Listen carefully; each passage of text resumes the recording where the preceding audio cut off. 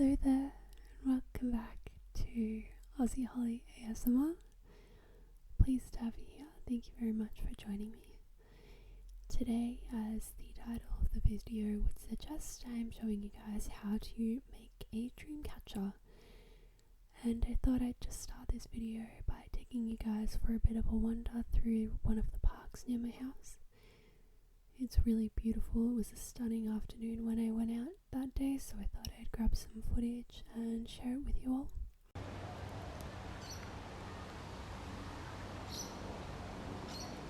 While I was out walking today, I collected a few sticks to use for today's project. So I collected quite a few while I was walking, and these are going to form the frame of our dream catcher later on. So here we have all the equipment that we'll need for today's project: a hot glue gun, some twine, some scissors, our sticks, and some recycled doilies.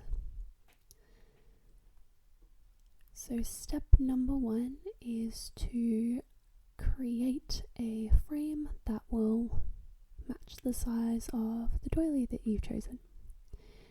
So what you want to do is just lay your chosen sticks down and make sure that the doily fits nicely inside without being too close to any of the edges. This can be a little bit tricky and take some time and patience and a little bit of fiddling. But once you've got your shape that you're okay with, you can take the doily away. And that's when you want to take out your hot glue gun. Now you don't have to glue the sticks together, but it does make things a lot easier a bit further down the track. When we're tying the sticks together, they won't move quite so much if you've got them hot glued down. So it's just to help us out a little bit. Next, I'm taking some string, some twine. This could be any colour you want, really. And double tying that to one of the corners of the frame we've made. And then I'll just be measuring that the doily is the right shape and size. And then you want to just wind that string around that corner. Go over it a few times and make it really, really secure. And I like to go one time vertically and then a couple times across the other direction. I don't know if that makes sense, but you can kind of see how I go one way and then swap it over. And then once you feel like it's secure, you just want to tie it off in a nice tight knot and then trim the ends. And you just want to make sure you do that with all of the corners. You could, if you prefer, do a 3-sided frame. You could make it as big as you like. It could be a 5-sided frame. Today I'm using 4 sticks, so it's like a rhombus shape, I guess. You can see where the hot glues come away from the stick on the other side. So I do just need to measure that the doily still fits once I've tied this side off before tying off the next side, just as a little side note. But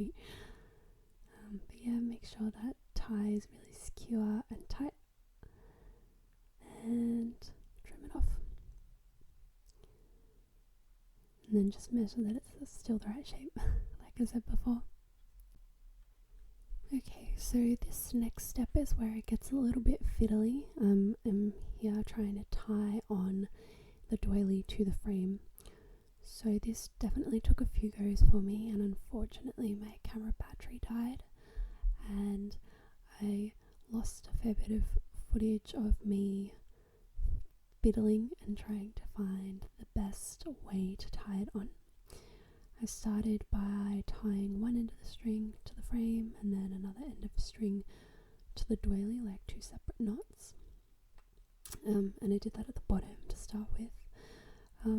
But that didn't look as good as I kind of wanted, and you'll see later on it was just a bit uneven in its tension across the whole doily.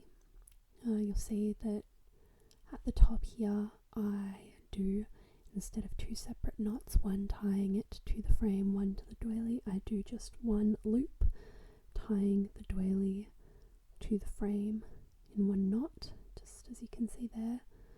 And I did this at the top and then the opposite down the bottom, and it just didn't look quite right, so I had a fiddle with it, and I think I ended up doing the exact inverse of this. But yeah, so this is the stage that does require a lot of patience and a lot of trial and error, because every doily is going to be a different shape and every frame is going to be a different shape. So yeah, just as you can see, I've just slightly flip-flopped it there, but that's what it should look like when it's all tied on. I'm really happy with the tension of this one now. And so next we are tying another piece of string at the top of the frame so that we have something to hang it with. Now I quickly realised when I tied that string on the very top in the centre that the frame was not weighted very evenly. It was a lot heavier on one side, which meant that it leant to one side. So I put a second piece of string on the opposite side and made it a bit shorter, just to even it out a bit. Now we are almost complete, and I would say that the most important part of every craft project is to add your own creative flair. If you wanted to, you could just leave it as it was, but this is your opportunity to add some funky, fun decorations to your masterpiece.